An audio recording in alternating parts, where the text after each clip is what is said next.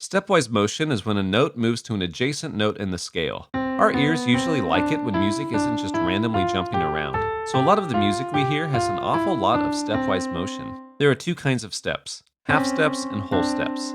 The ability to tell them apart is not just important, it's mandatory. It's music law. In fact, whole steps and half steps are so important that if I ever do a series about intervals, they will be lesson 1. Lesson 1, I say. Ultimate intervals. Lesson 8. Whole steps versus half steps.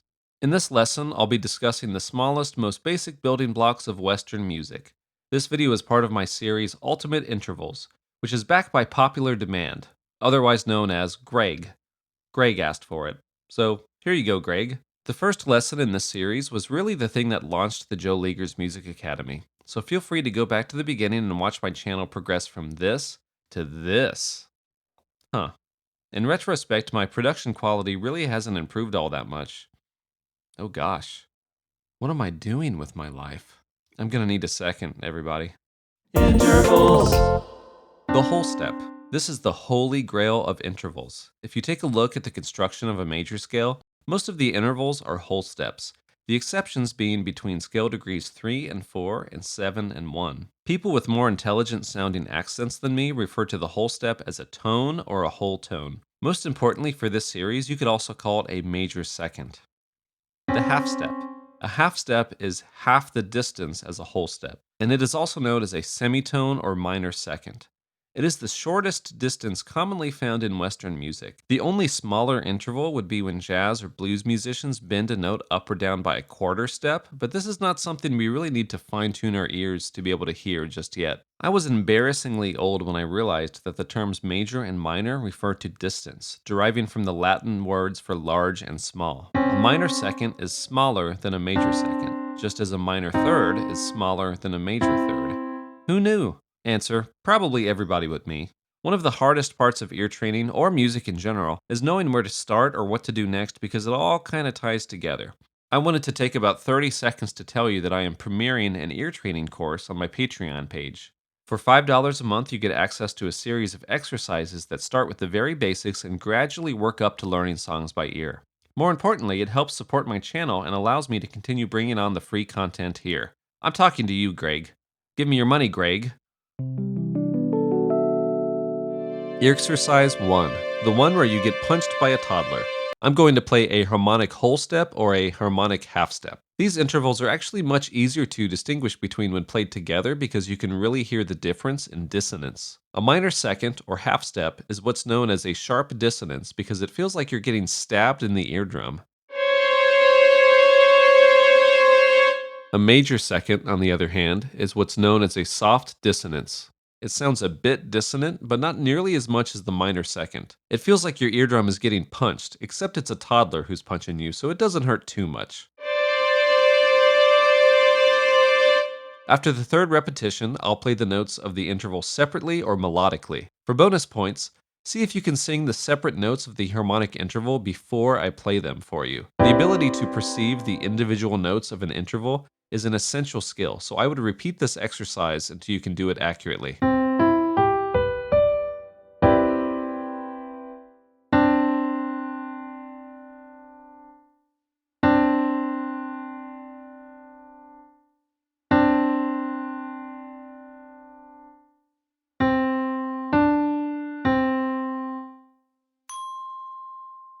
Whole step.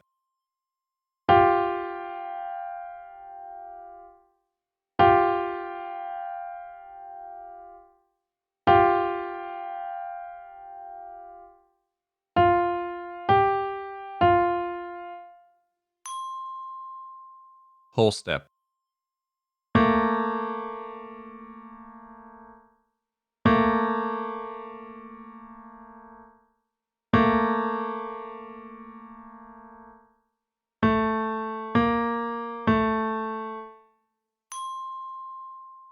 Half step.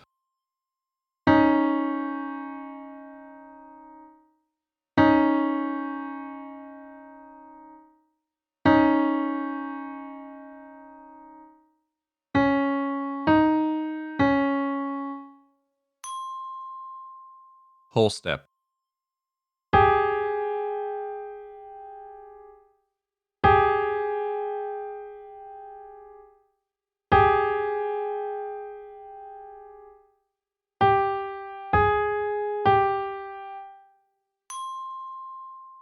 Half step.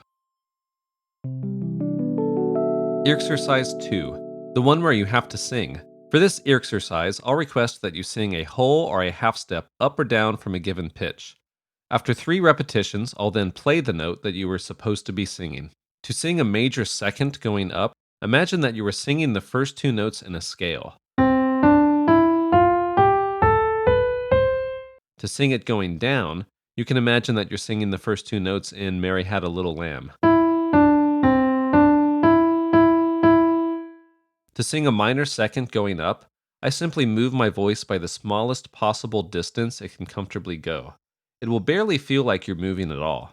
This will sound like the second and third notes in Ode to Joy.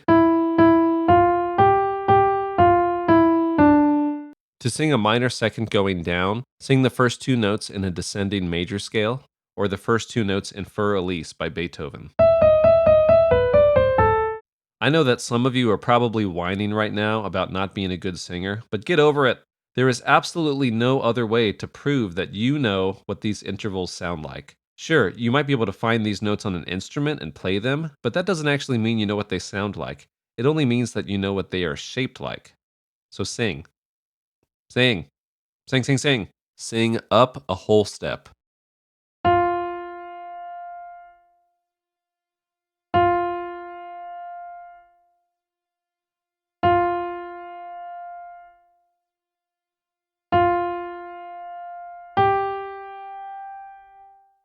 Sing down a whole step.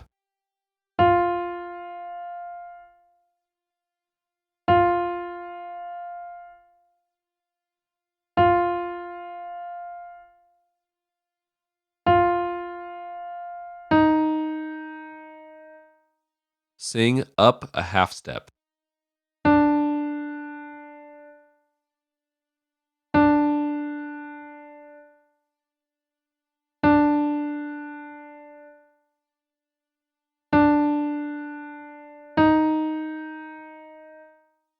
Sing down a half step.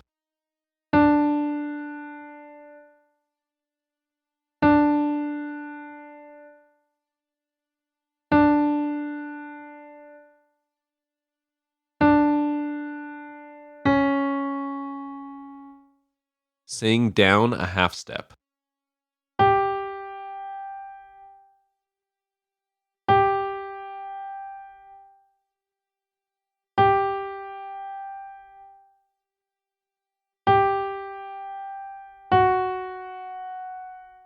Sing up a whole step.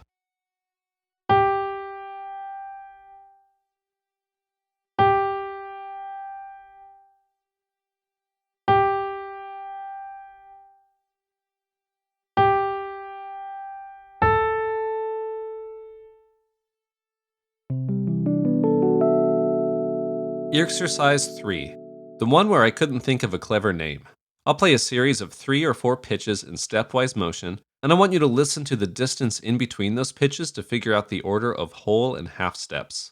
For example, these 3 notes would be a half step followed by a whole step.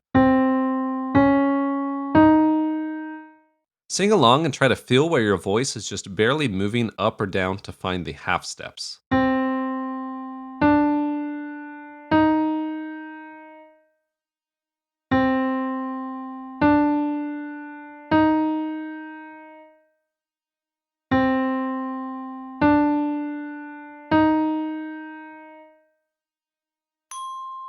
Whole, half.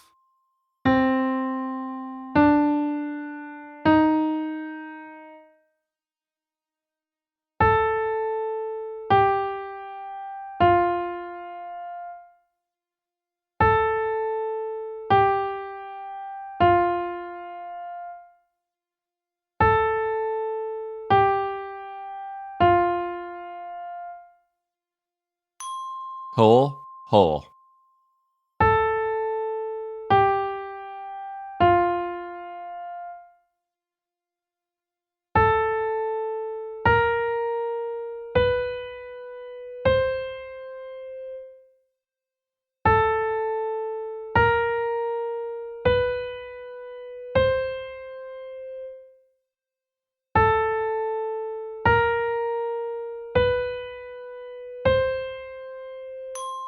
half, half, half.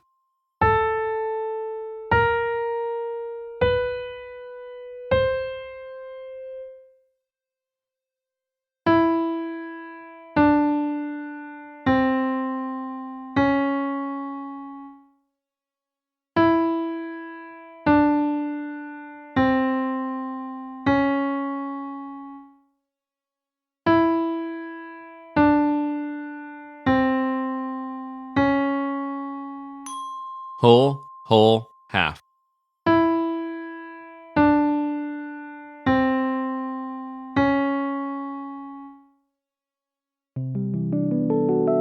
Earxercise 4, the one where I tell you to stop listening and go back to the beginning. We're back to basics with this one. I'll play 2 notes and you identify the interval as a minor second, major third, perfect fourth, perfect fifth, major sixth, major seventh, or an octave. Remember that half steps are the same as minor seconds and whole steps are the same as major seconds. If you're thinking that this is an incredibly random set of intervals that I haven't prepared you for in this lesson, then you're right. Remember, this video is part of a series where I gradually introduce one interval at a time. The new interval for this video is the minor second, and we've already done all of the diatonic intervals, so this is what we're left with today. Deal with it, skip this part, or maybe go back to the beginning of this series and start there so I can keep racking up those sweet, sweet pennies in ad revenue. My main advice here is to listen for 2 specific things. Number 1, do the intervals sound very close together? If so, it's one of the 2 intervals we discussed today, minor second or major second. Number 2, when played harmonically, do the intervals sound dissonant or unpleasing? Or do they sound the opposite? Are they so in tune that it almost sounds like a solid block of sound? If so, they are perfect intervals. Or are they somewhere in between? Consonant, technically called imperfect consonant intervals, are a bit harder to define. They have a brighter, darker, or generally more emotionally resonant sound than the other intervals. For the first 5 intervals, I will always begin on a C. For the next 5, I'll jump around on the piano. This tends to confuse your ear, so try to use the bell sound as an oral palate cleanser.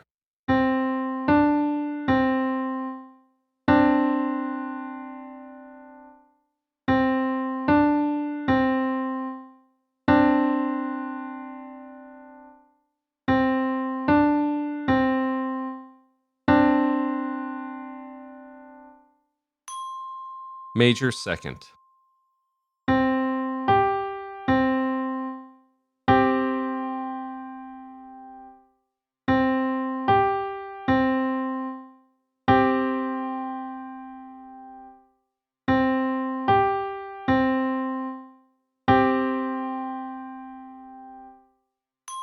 Perfect fifth.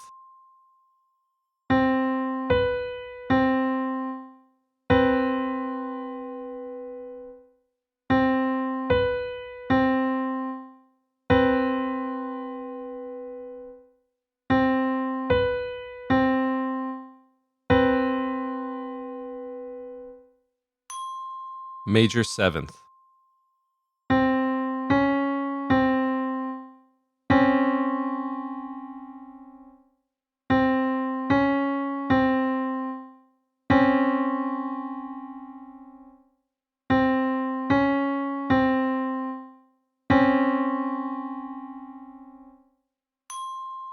Minor second.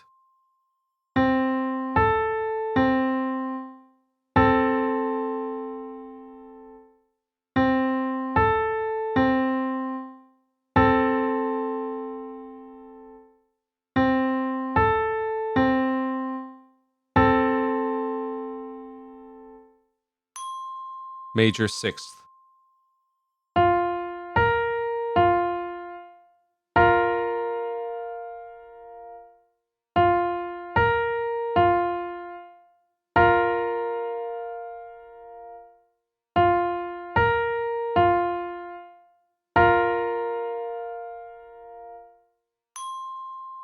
Perfect fourth.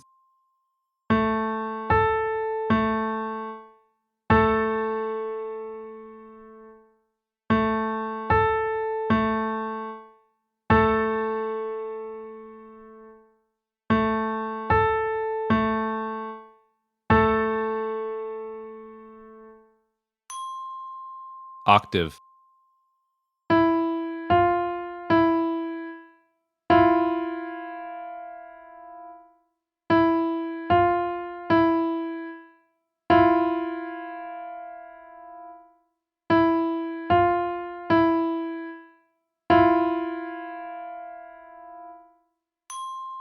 minor second,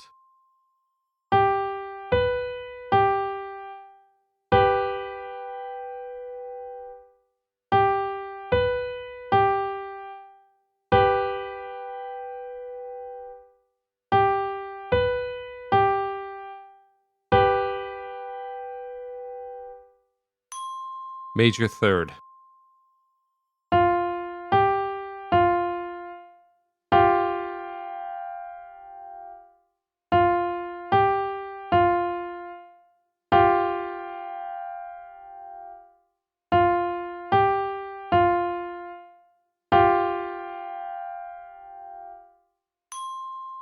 major second.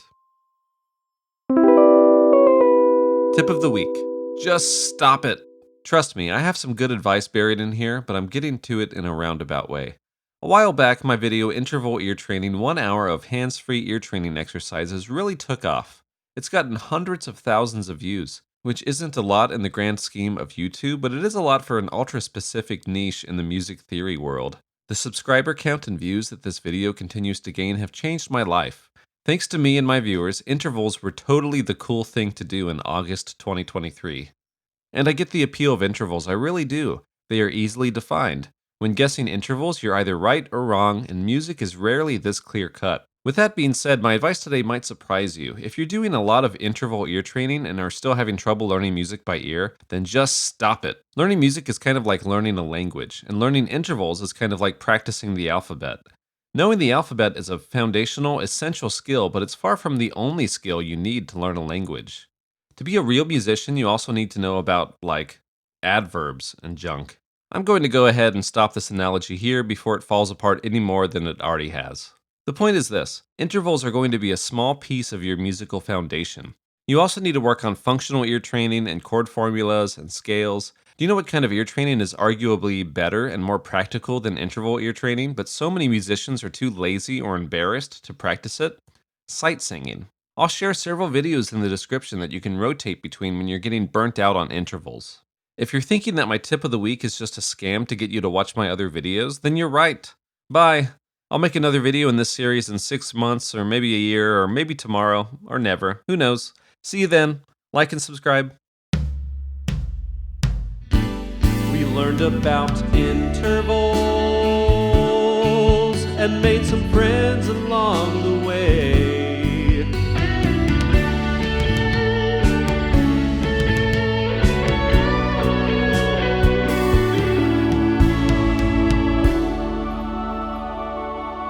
Like and subscribe.